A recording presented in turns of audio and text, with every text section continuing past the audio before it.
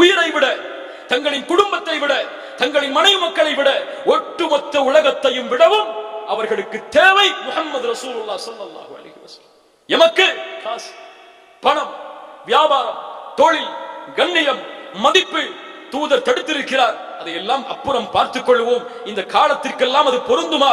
அதுவெல்லாம் 1400 ஆண்டுகள் முன்னால் பொருந்தும். இந்த நவநாகரிக காலத்தில் எல்லாம் பொருந்தாது என்று ஒதுக்கக்கூடிய முஸ்லிம்கள் இந்த கேள்வியை வைக்கட்டும்.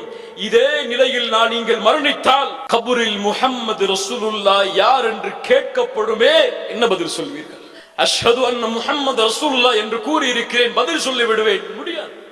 தூதரை நேசிக்க வேண்டிய முறையில் நேசித்து, தூதரை பின்பற்ற வேண்டிய முறையில் பின்பற்றி, தூதர் விளக்கியதை அவர்கள் விளக்கக்கூடிய முறையில் விளக்காமல் ஒருபோதும் தூதரை பின்பற்றுகிறோம் என்று எவரும் கூறுவதற்கு தகுதியில்லை.